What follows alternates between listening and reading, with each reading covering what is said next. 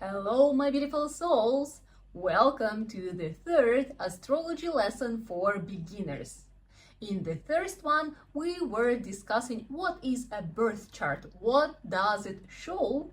Spoiler, if you haven't seen it yet, it shows our karma, and that karma can be changed if we know how it works.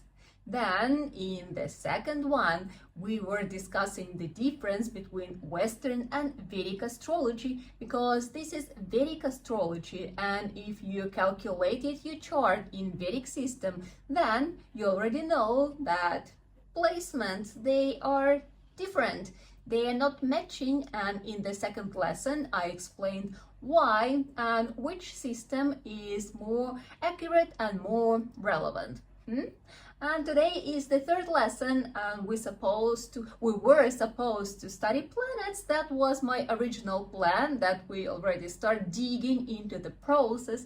But while I was preparing the video, the lesson, I realized that I just cannot skip this very important topic, which is called safety precautions in astrology, because astrology is a powerful tool.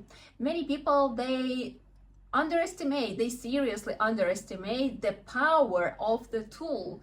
And that is why, like any kind of tool, it comes with an instruction. And for me, I was like, yeah, okay, maybe it's for those who want to study it seriously, but we are studying it seriously here. Yeah, maybe on a very basic level, but I give all the knowledges as it's meant to be, and I just cannot skip this part.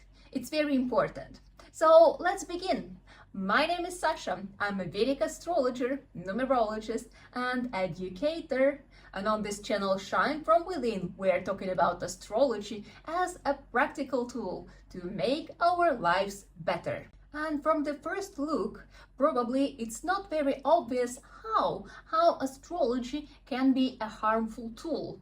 Yeah, how can you do anything bad with astrology? But I can tell you, an astrologer or any kind of consultant actually who gives any kind of suggestions, or especially who gives predictions or reads future, can influence very harmfully, first of all, people's minds. Yeah, because when someone tells you that something is going to be wrong without giving you any suggestions, any explanation or something, these can create very strong instability of mind, and it can create a lot of negative emotions, negative states.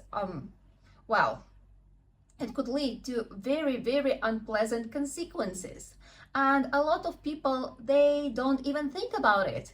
That is why, on one side, it is good that astrology is accessible nowadays, but also it is a bad thing, because when you go to the website and you just read, like, oh, what does this placement mean? And then you could read the meaning, which could become, the end of your happy life. When you read it and you start thinking, analyzing, and seeing that, like, okay, yeah, that is how it is unfolding, so it means that is it. And then, it could lead to frustration in life and into more serious states, mental diseases. And well, I don't want to show you the whole image, but I think you understand what I'm meaning, right? So yes, so any kind of words that you say, that you put in other people's minds, they could lead to very unpredictable and very negative consequences. That is why, if you are willing to dig deeper into astrology, you need to understand some rules for your own safety and for safety of other people. And for that, we need to discuss, we're not gonna go through all the important moments, but I'm gonna bring in two, let's say, the most important things, the most important qualities or traits that need to be developed if you wanna be an astrologer. And the first one The first one is called ahimsa. If you are familiar, ahimsa. If you're familiar with yoga philosophy, then you know what does it mean. But many people, they don't know. So ahimsa, if we will translate it, it means non-violence. It means that the person refrains from harming other people. And it is very important. And this ahimsa, it's supposed to be a lifestyle, right? It's not that you just understand that, like, yeah, okay, I shouldn't harm other people, that I just explained, right? So if you make a prediction that can disturb the mind of the person, then this is harm. And you're like, yeah, I can't understand it. But understanding it and practicing it, there are two different things. And as I said, it's supposed to be a lifestyle. So when an astrologer gives a prediction, such person needs to act from love and from this understanding, from this lifestyle of non-violent behavior. Because if, for example, you give a prediction and you predict something negative, something bad, as we just discussed, the person could get insane, the person could lose sleeping, lose mind, right? So it could create fears, it could create anxiety, it could create, closeness, depression, as I said, like frustration in life, suspicious in other people, like jealousy, and like a lot of things that could become like simple words could bring very strong consequences. These consequences could sincerely and significantly harm other person.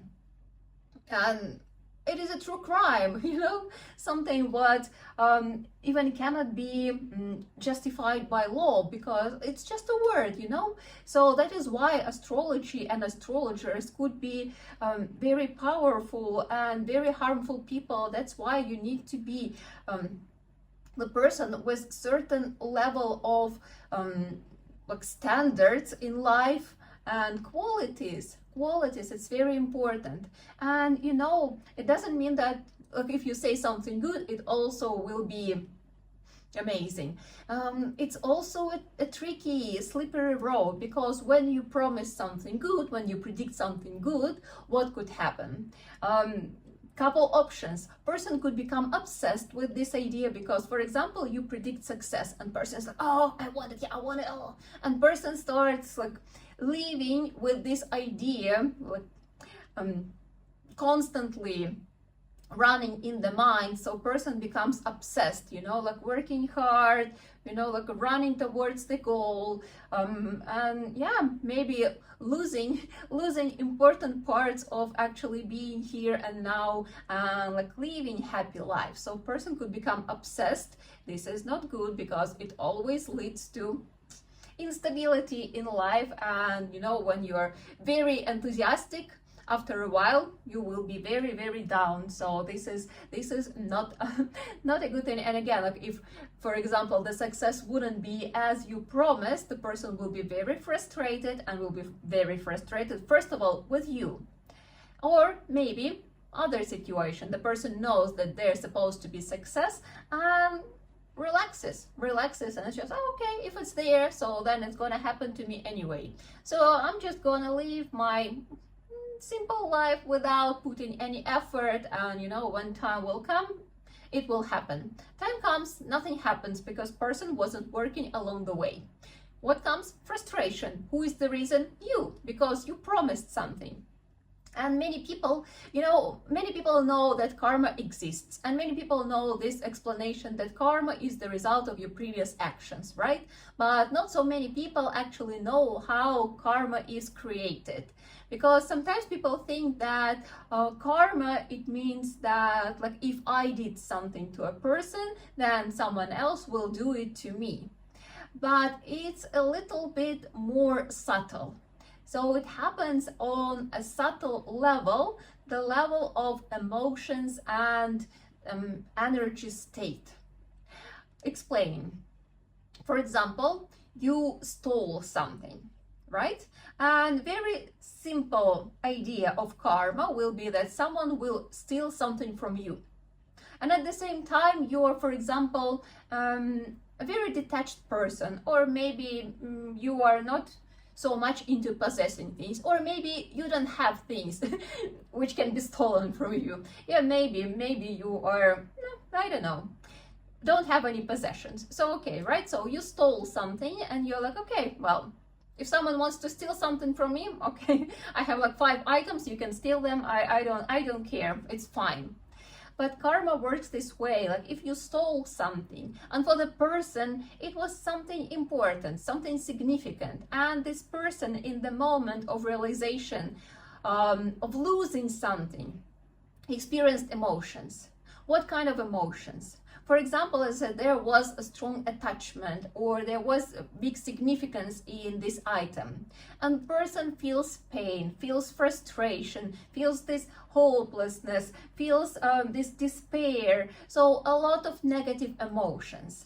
And what will happen in your future? It doesn't mean that someone will steal something from you, but there will be the way when you will have to experience same amount of these negative emotions in your life. The reason could be different. Yeah? The universe, the God, will find a way for you to experience the same amount and the same intensity of these negative emotions. So there will be the situation. Yeah, it may take some time, but finally there will be a nice, like, circumstances, some events will fall in line that it will create a potential for you to experience this intensity. Maybe it will happen in the new life, who knows, but the thing is that this intensity, an amount of negative emotions, you will have to experience one way or another. Same thing with the positive emotions. Yeah, when you make someone feel good and when you do it purposefully, yeah, means selflessly and unconditionally. So you focused on just making other person happy, yeah, to bring some positive emotions to person's life. So it means that after a while you will experience same kind of emotions with same kind of intensity. So you see, it comes through emotions, it comes through the state, the energy, how you feel. So if you made someone feel very, very down, you will have to experience it later in your life. If you make someone feel cheered up, enthusiastic, optimistic, happy, joyful, then you will experience it in your future life. So you see, dealing with predictions, it could cause you a certain level of karma. So when you are dealing with predictions, with astrology, because astrology is predictions, right?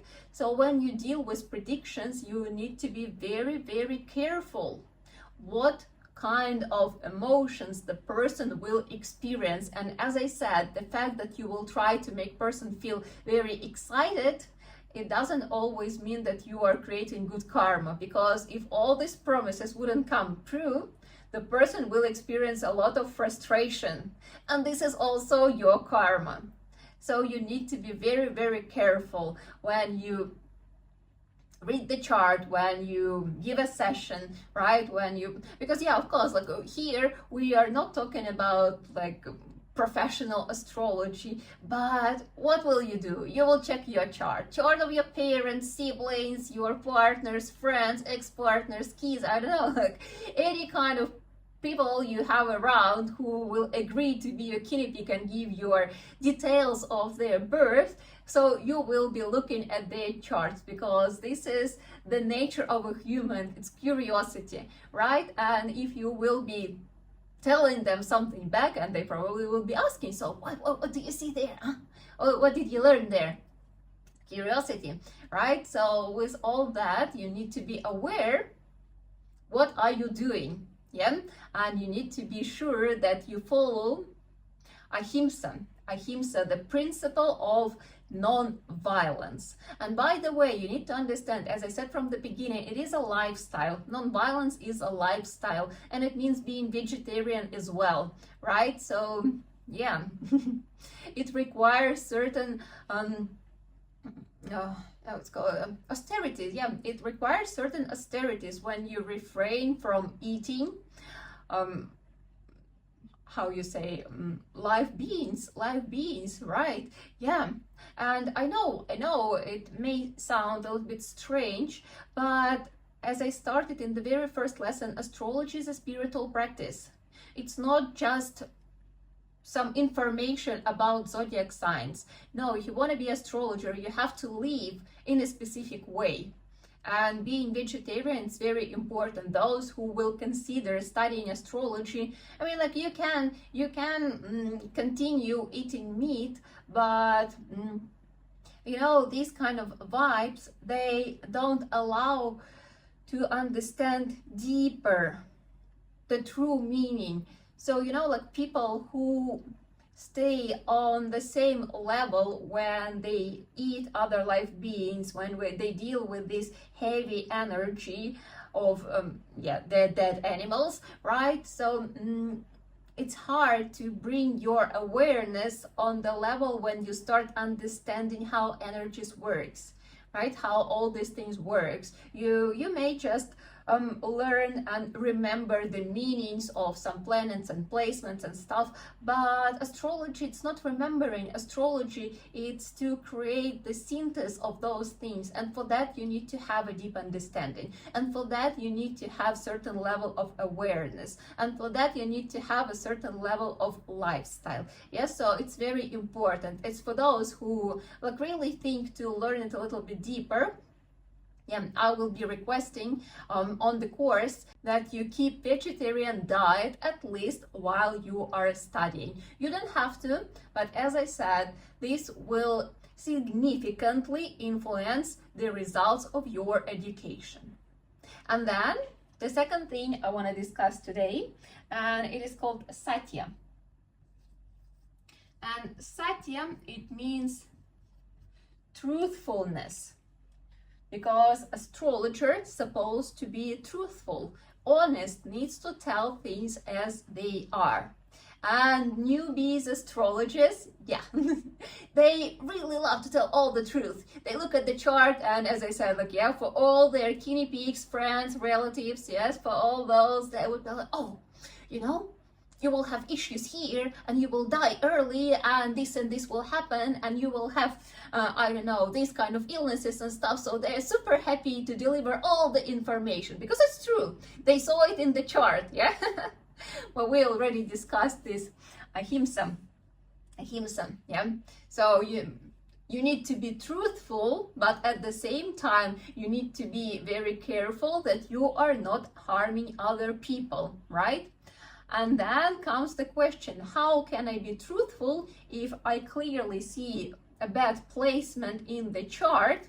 So what am I supposed to do then if I have to be honest, but how to tell it, right? This is another thing about being an astrologer. Astrologer is a sort of mentor, the person who has knowledge. As I said, not just remembered information. This is not astrology. This is, I don't know. I don't know how to call it, but it's not astrology. Astrologer is a mentor. It's the person who, first of all, who understands Vedic knowledges, understands philosophy behind astrology, behind planets, behind zodiac signs, behind houses, who knows not only predictions, but I very often mention it that astrology is not only predictions, but it also methods of harmonization.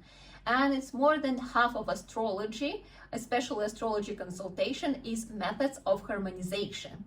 Because yes, you will definitely see unpleasant placements in the chart because we have more malefic planets than benefic planets, and we all come to this life with a bigger amount of some challenging periods. it happens. So yeah, this is life, this is the truth of life.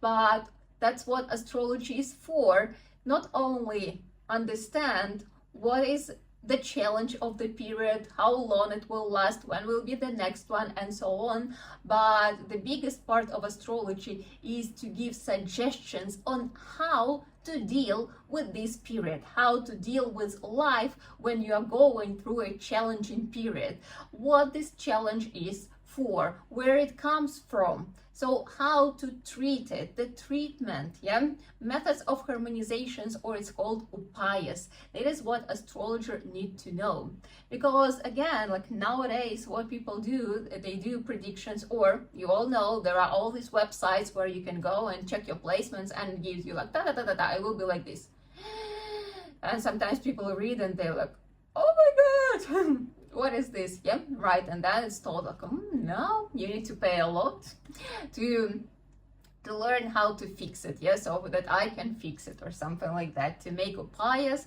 to make some pujas, yeah, and different kind of things like rituals and stuff. So yeah, and well, it's the way of earning money, and also the way of earning quite negative and intense karma. You need to understand that if you are planning to do something similar, or if you are doing something similar, think about it. Sometimes, you know, it's not only you who experience this karma. Sometimes it happens that this karma will also follow your kids and grandkids and stuff. So you really need to be careful with such things.